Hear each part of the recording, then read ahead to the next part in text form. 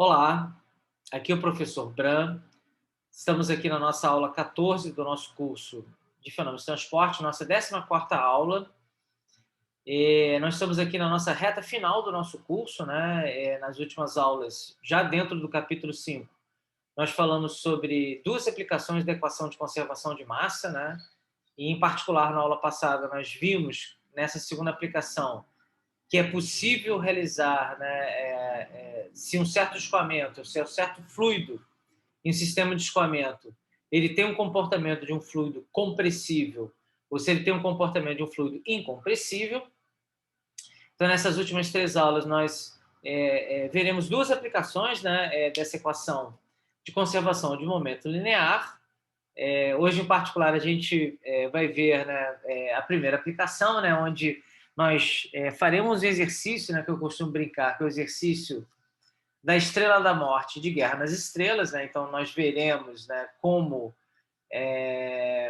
um especialista em software, em computação gráfica, ele deve realizar, né, toda a sua a previsão, né, de movimentação dentro de um ambiente de computação gráfica, para que, pelo olhar da equação de momento linear, né, ele deva, né, obedecer às questões físicas. Né? Então, esse exemplo que é um exemplo tirado de um livro do final dos anos 70, né, que é o Pitts.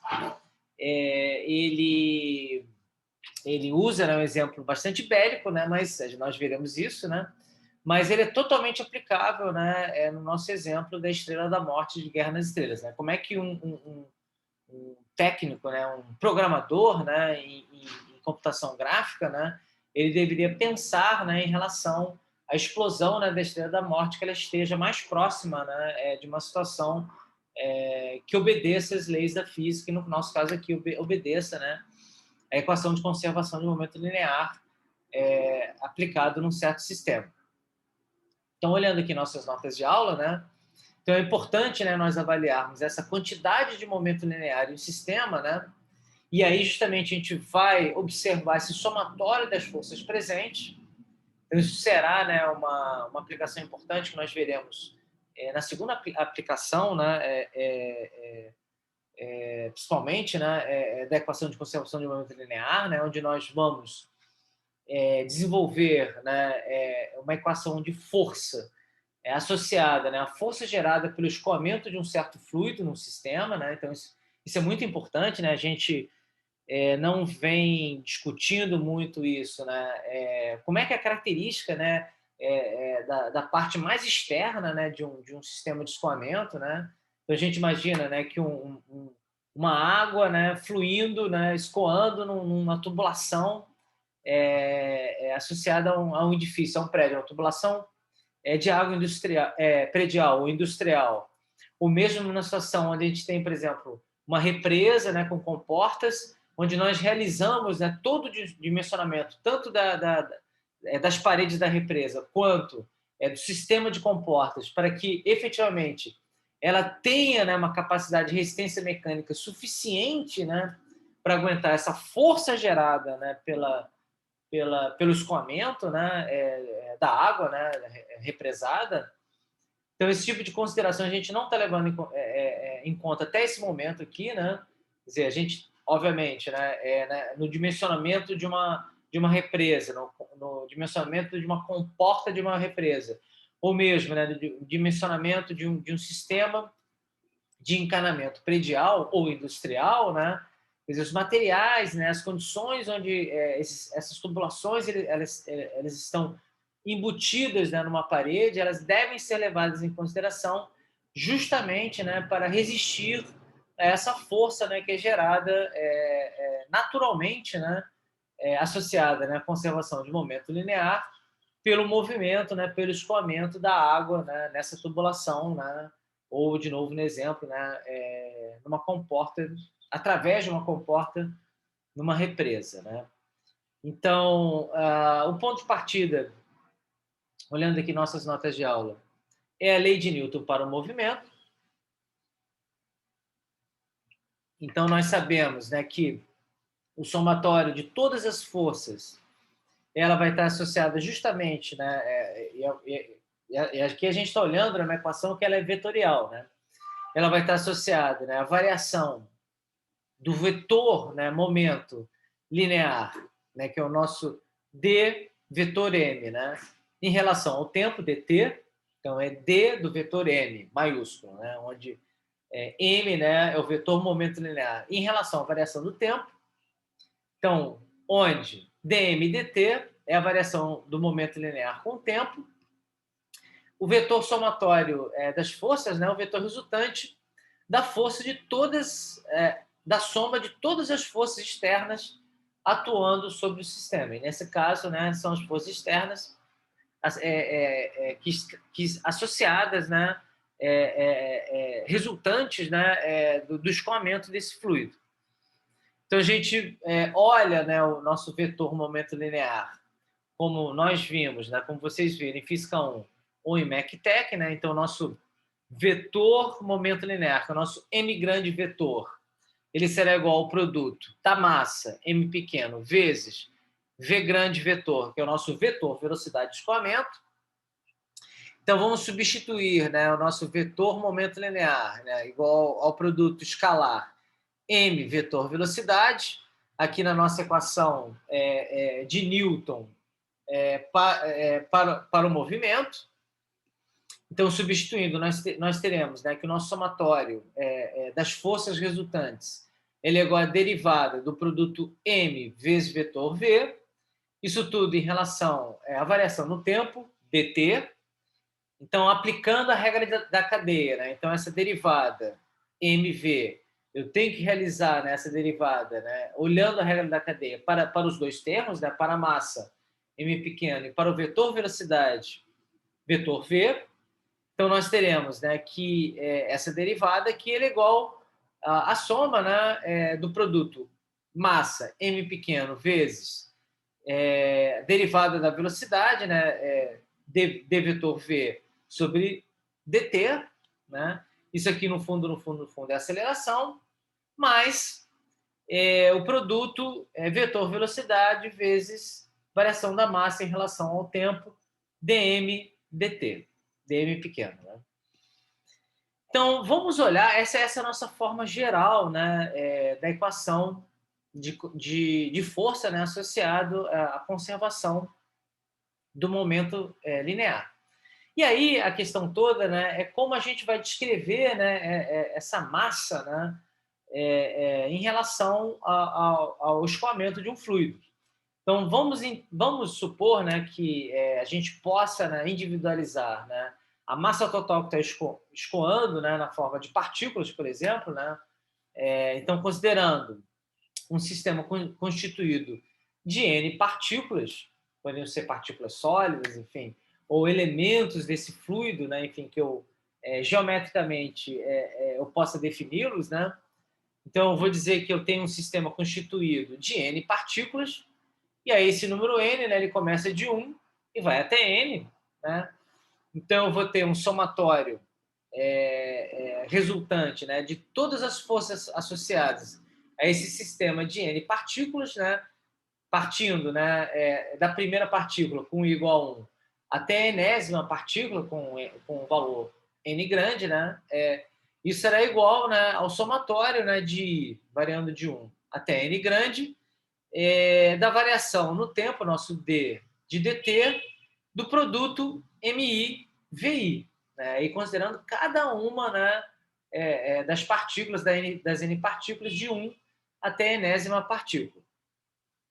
Então, como esse somatório, né, ele é realizado independentemente do tempo, né, eu posso colocar a minha derivada d de dt para fora do somatório. Então, o meu somatório das forças ele será igual a d de dt do somatório do produto m, massa, né, vezes vetor velocidade de cada uma das enésimas partículas, né, de 1 até n grande. Então, eu posso expressar, né, esse vetor velocidade não só olhando o vetor velocidade, mas também olhando, né, a posição de cada uma. Né? Então, a gente sabe que a taxa de variação da posição das enésimas partículas ela está associada à velocidade.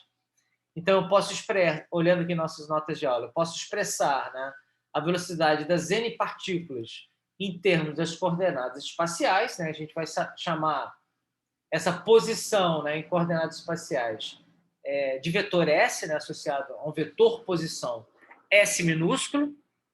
Então, o meu somatório, né, é de todas as forças associadas às N partículas.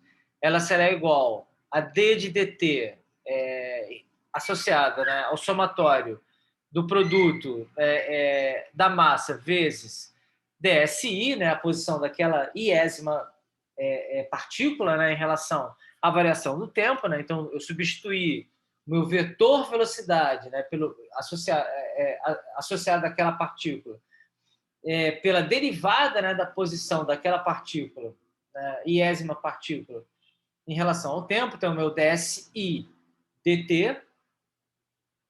E aí, como a massa das partículas elas são independentes do tempo, eu posso pegar essa derivada, né, e também jogar para fora.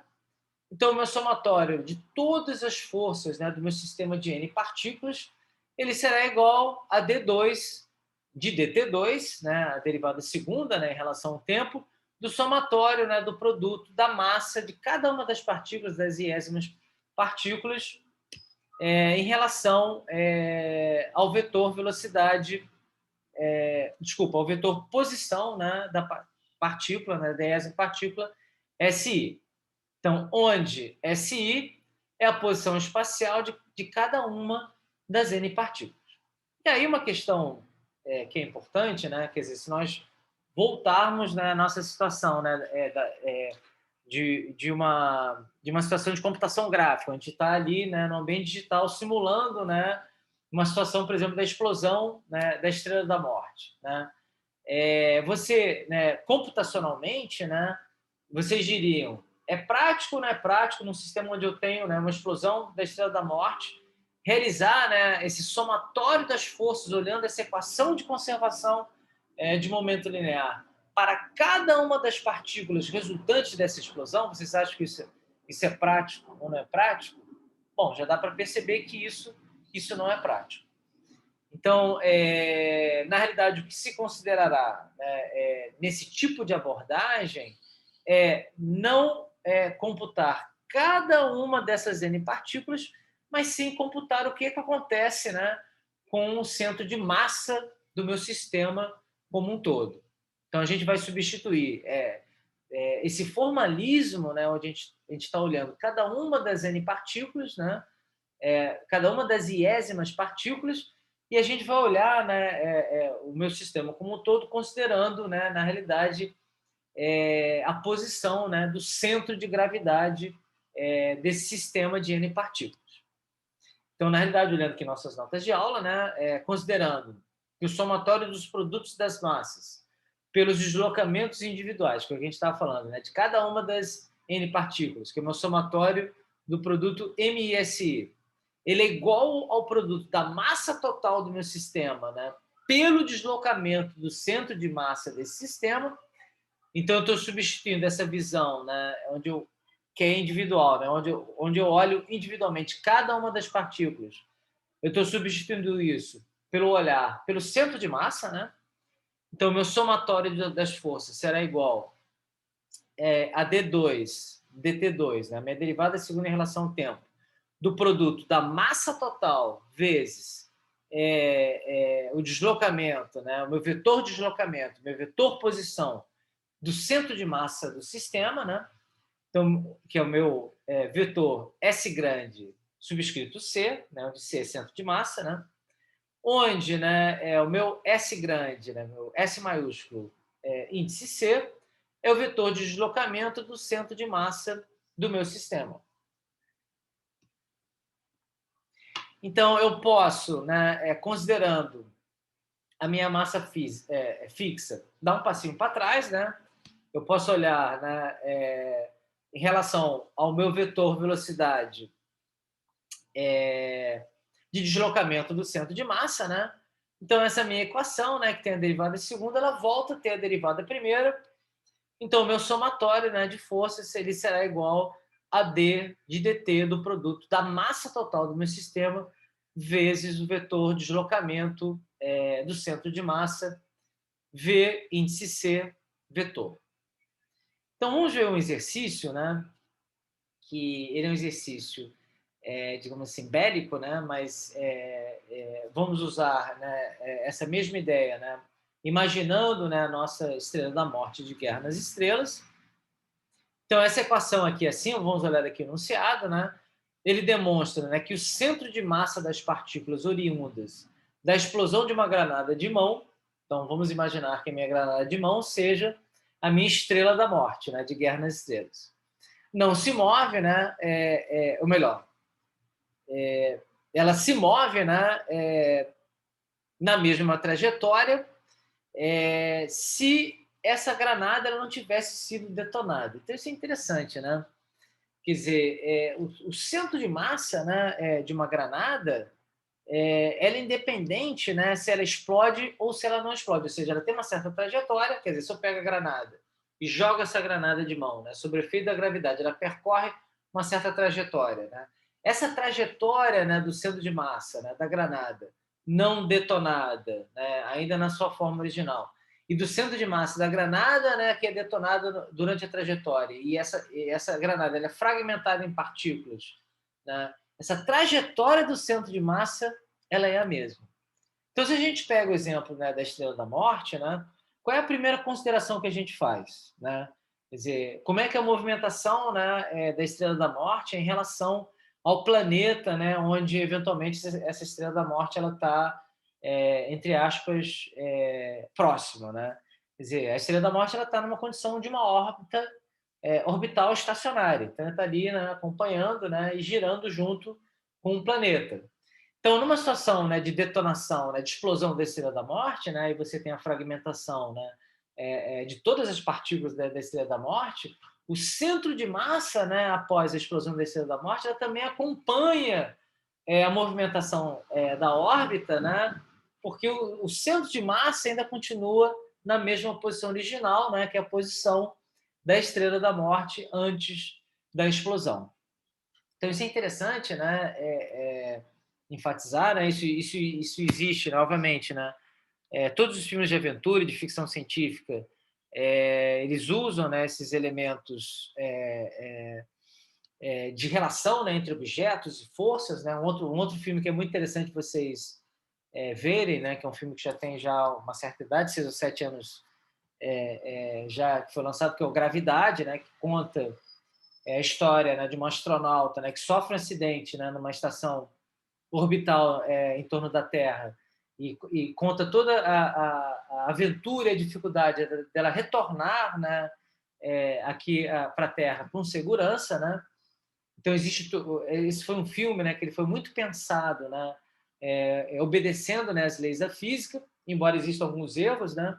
Então vale a pena vocês verem esse filme também, se chama Gravity, Gravidade, é bem interessante, é um filme curtinho de 1h10. E aí existem algumas falhas, né, relacionadas exatamente, principalmente a questão de conservação de momento linear. Então tem vários textos na internet, né, que discutem quais são os acertos, né, e quais são as falhas, né, em relação à quebra, né, de leis físicas que eles não respeitaram nessa questão de se pensar, né, nos efeitos especiais e nas situações, né, de aventura e de perigo descritas nesse filme. Então, é um filme que vale a pena vocês verem, né, para ilustrar o que nós estamos conversando aqui na nossa aula 14. Então, a gente deve considerar, né, olhando aqui a nossa equação, né, de conservação do número linear, né, já que o centro de massa ele permanece, né, sempre na mesma posição, então a nossa variação, né, do produto V vezes vetor velocidade centro de massa, né, o nosso d de dt, ele é igual a zero, né, porque não existem forças externas além da gravidade atuando sobre o sistema. Então, a resolução, né, desse problema ela é simples e direta, né? Como não existe, né, deslocamento da posição do centro de massa, né? Esse nossa derivada, né, em relação ao tempo, né, não há variação no tempo, ela obrigatoriamente é igual a zero, ou seja, o meu somatório de forças nessa situação ela é igual a zero. Isso também vale, né, para a situação de qualquer, né, objeto espacial, né, e aí no nosso exemplo, né, pictórico, a Estrela da Morte, né, que esteja em órbita em um planeta ou em um satélite. Eu vou deixar um segundo exercício para vocês pensarem também, que ele também é bem interessante, né, que é uma situação onde eu tenho, né, um container, onde esse container ele tem duas metades, uma metade preenchida com gás e uma outra metade vazia, e não, ele tem, né, um comprimento, né, de 8 pés, então metade está preenchido, 4 pés, outra metade de 4 pés ela está vazia, e aí num dado momento, né, vamos supor, né, que essa separação ela passe a permitir a permeação do gás, e o gás ele se expande, né, em relação ao volume originalmente vazio. E aí a pergunta que se faz é o seguinte: será que essa expansão, né, ela produz alguma movimentação em relação a esse container, né, que está sobre rodas, e ele pode se deslocar livremente, né? Será que essa expansão do gás ela produz, né, por uma questão de conservação de momento linear, alguma movimentação do container como um todo? Essa é uma pergunta que é interessante, né? Então a pergunta é, né, caso haja um rompimento, né, ou, né, essa separação, né, ela passe a permitir uma percolação do gás, ela vire uma membrana permeável. Com a expansão do gás para a região vazia, haverá algum deslocamento do tanque ou do recipiente, né, devido à expansão do gás no seu interior? Então, essa é uma pergunta interessante. Ele tem uma solução aqui que é apresentada, mas eu vou deixar para vocês pensarem sobre isso, né, e pensarem também em outros exemplos, né, onde essa situação ela possa existir na engenharia, né, que possa ser usada a nosso favor, né, como uma situação onde você, por um momento, por um fenômeno físico de expansão, né, de um fluido, de escoamento de um fluido, você consiga fazer a movimentação do seu sistema como um todo. Então, essa é uma situação bem interessante, e vocês pensem, né, nessa solução que é apresentada, e também pensem em outras situações da engenharia, né, onde o uso, né, desse fenômeno, né, de expansão de um gás possa ser usado a favor, né, de uma aplicação, né, olhando a equação de conservação de momento linear. Então vamos olhar aqui, né, já caminhando, né, para a nossa reta final do curso, né, começando a nossa caminhada em relação ao desenvolvimento, né, da equação de Bernoulli. Vamos olhar essa segunda aplicação, que é a forma integral da equação de momento linear. E aí nós vamos trabalhar da mesma forma que nós trabalhamos já aqui no nosso curso, né, em modelamentos, né, de sistemas de escoamento, né. Vamos olhar um certo volume de controle, vamos usar a mesma nomenclatura, o mesmo sistema de eixos, né. Então a gente vai olhar, né, que nós já usamos aqui no nosso curso, né. Então vamos olhar o que acontece num certo volume de controle, que eu vou chamar de 2, em dois momentos, o inicial, né, num tempo t inicial, e num final, que eu vou chamar um tempo t mais ΔT. Então, no momento inicial, no tempo t, eu vou avaliar, né, o que acontece, né, nessa minha superfície de controle, né, que separa o meu volume de controle 2 em relação à quantidade de momento linear, né, que entra no meu volume de controle 2, né, no tempo t, a partir, né, de um volume 1, né, e lembrando, né, tanto no tempo t inicial quanto no tempo t mais ΔT, o meu sistema como um todo, ele é descrito por linhas de corrente, né, que estão indicadas aqui, né, são as nossas linhas de corrente, e nós vimos isso no capítulo 4, né, a forma mais básica, mas bastante importante, né, para descrever o comportamento, né, de um sistema de escoamento de um fluido. Então, no tempo t inicial, a gente vai estar olhando essa quantidade de momento linear que entra a partir do volume 1 no volume de controle 2, né, a partir dessa superfície de controle, né, que separa o volume 1 do volume de controle 2.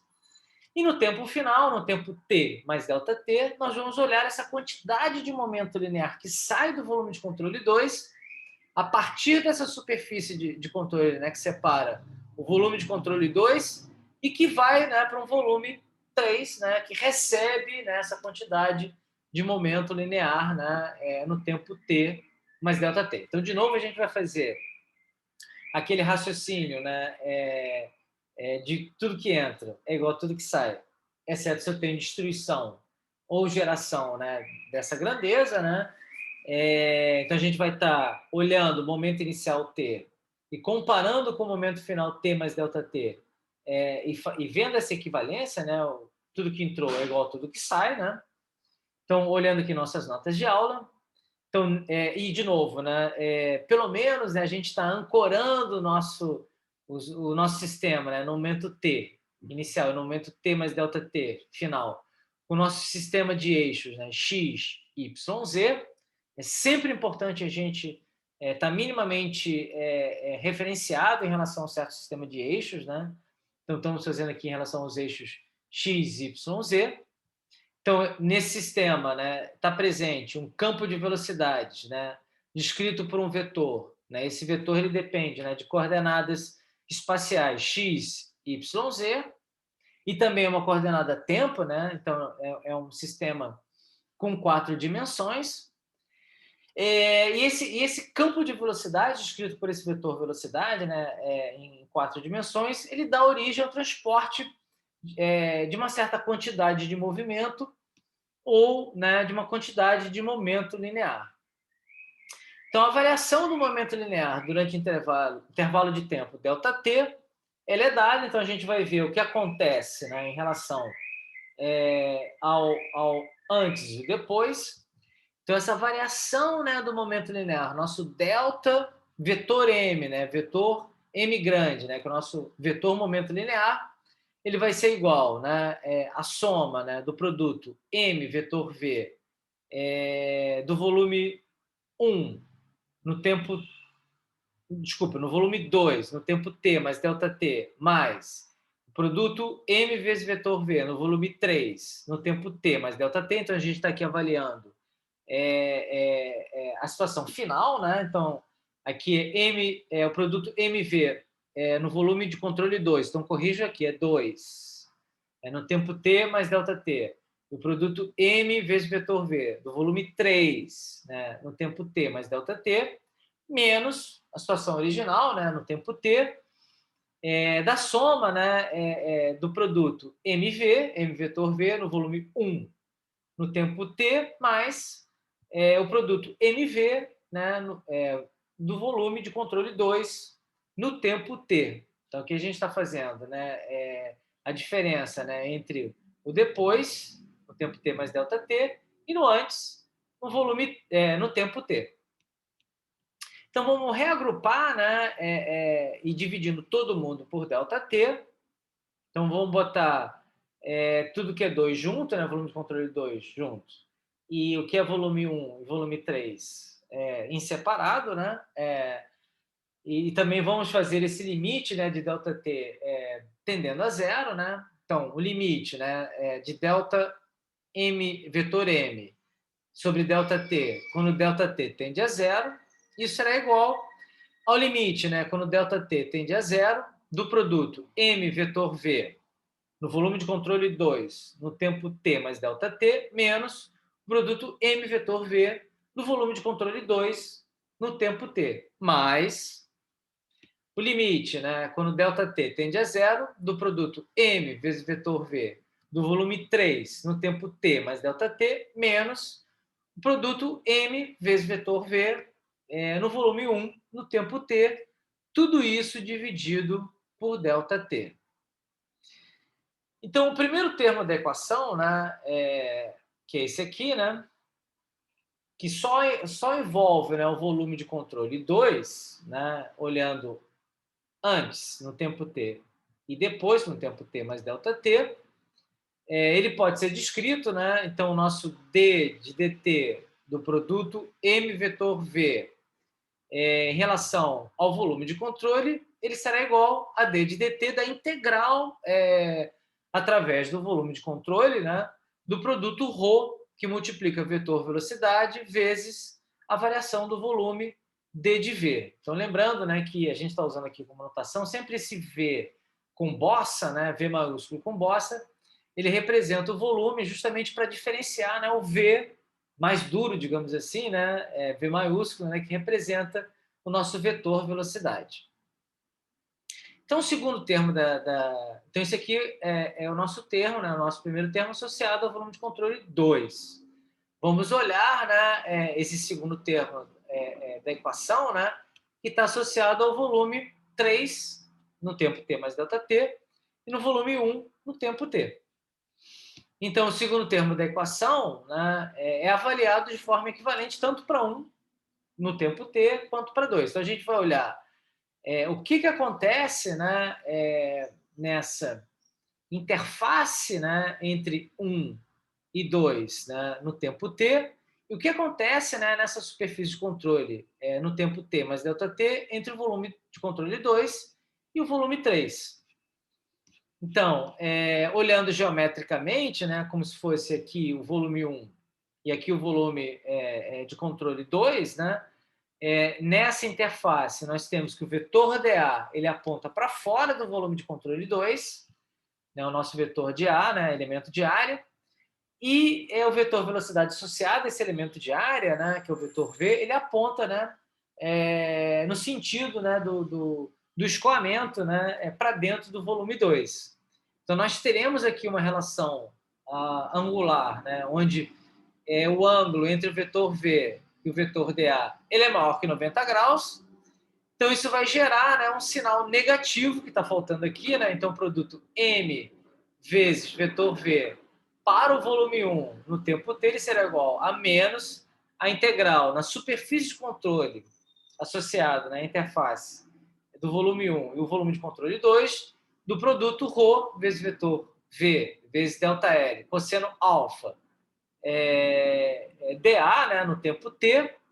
Então, lembrando, né, da mesma forma que nós fizemos, né, numa avaliação anterior, a gente considera, né, que o final do meu volume 1, nesse exemplo aqui, né, ele é definido por um certo comprimento ΔL, né, e aí, para eu transformar, né, esse produto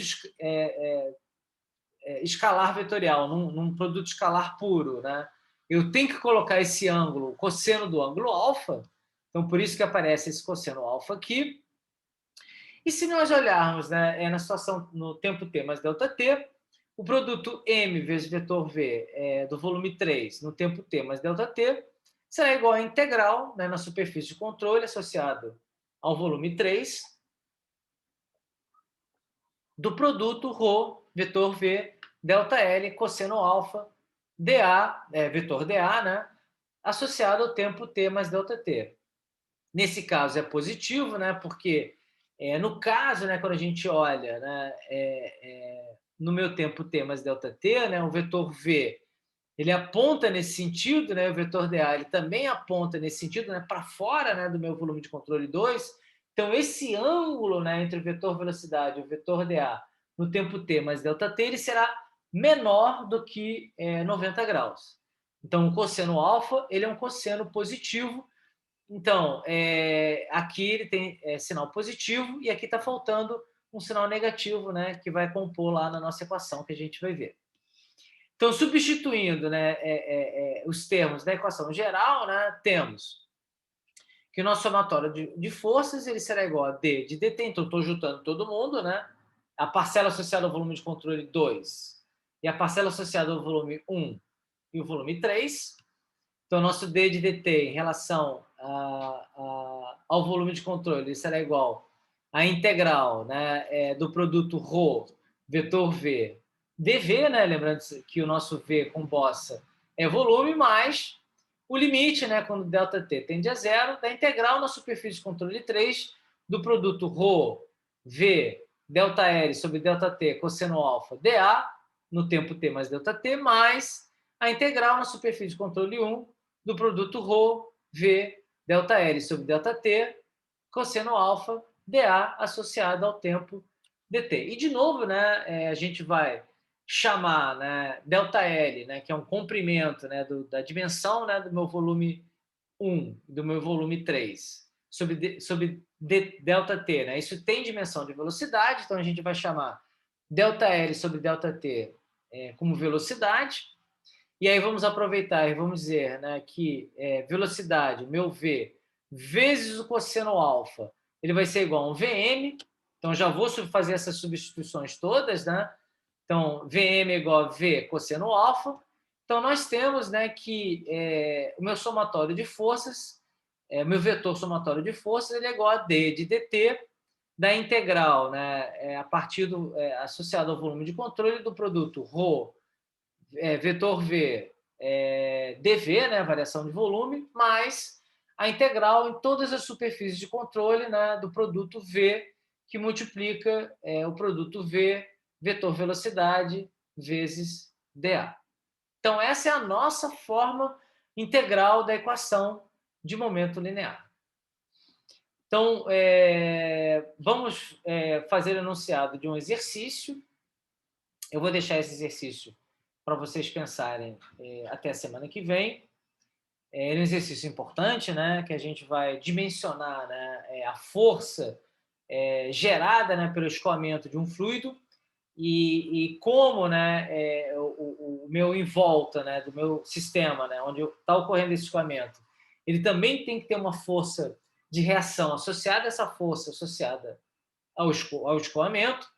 Então, vamos ver esse exemplo aqui. Então, um fluido incompressível escoa, né, através de um joelho redutor, conforme ilustrado abaixo.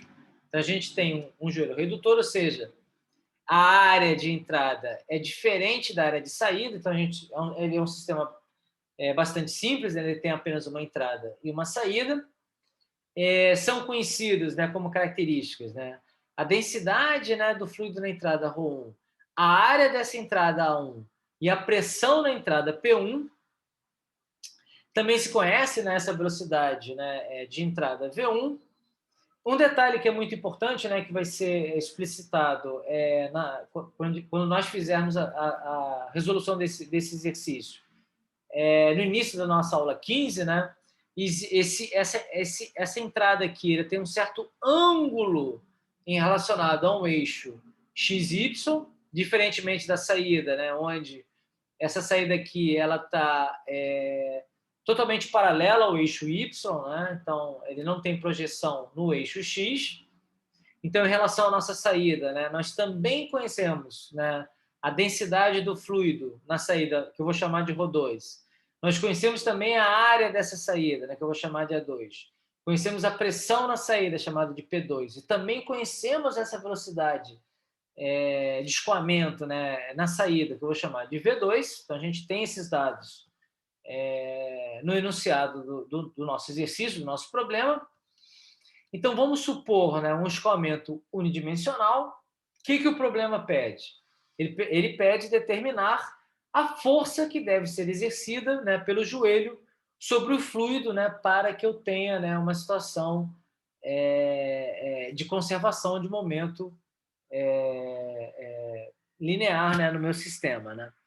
Isso é interessante, né? Quer dizer, a gente tem, né, situações, né, até no nosso dia a dia, que acabei de lembrar uma, né, que é uma situação, por exemplo, da máquina de lavar roupa, né?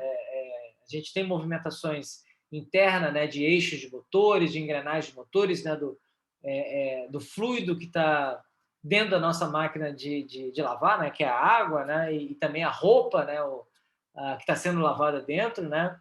E, eventualmente, a máquina de lavar ela tem que ser pensada, né, não só para conservar o momento linear, mas ela também para resistir fisicamente, né, mecanicamente, né, essas forças associadas à movimentação, né, tanto do fluido quanto da roupa, em função, né, da sua movimentação interna durante o período de lavagem, né, que você programa lá, né? E a gente tem aquelas situações engraçadas ou não tão engraçadas, quando se trata da sua própria máquina de lavar, né, onde essa questão, né, da conservação de momento linear, ela deixa de existir e a máquina começa a se movimentar sozinha, né? E a gente já sabe que nesse momento sua máquina de lavar ela começa a ter o seu prazo de validade, né, começa a vencer. Então essa é uma situação que é interessante, que também é pensada, né, no projeto de uma máquina de lavar. Então, nesse nosso exercício, que é um exercício mais simples, né, porque ele é unidimensional, trabalhando com um fluido incompressível, né, nós faremos, né, no início da aula que vem, da nossa aula 15, a determinação da força, né, que deve ser exercida, né, pelas paredes, né, do meu joelho, que representa esse limite do meu sistema, sobre o fluido que está realizando esse escoamento. Então, nós encerramos, nesse momento, né, a nossa aula 14, né? Na nossa próxima aula, nós teremos a nossa aula 15, onde nós começaremos com a resolução desse exercício. Nós também avançaremos, né, vendo uma terceira aplicação, né, da nossa equação de conservação do momento linear, que vai permitir, né, a gente começar a nossa caminhada, né, para o desenvolvimento da equação de Bernoulli, né, que é a nossa equação mais importante do nosso curso. Né? Nós veremos que ela é uma equação poderosa, uma equação mestre, né, já que ela é totalmente aplicável em sistemas, independente, né, em modelamento de sistemas, né, independente da geometria desse sistema. Então, por isso que ela é uma equação bastante poderosa, bastante geral, né, e muito importante, muito aplicável. Né? O pessoal de engenharia civil irá usá-la bastante ao longo de todo o curso de vocês. Então, nós encerramos a nossa aula 14 de hoje. Nos encontraremos na nossa aula 15.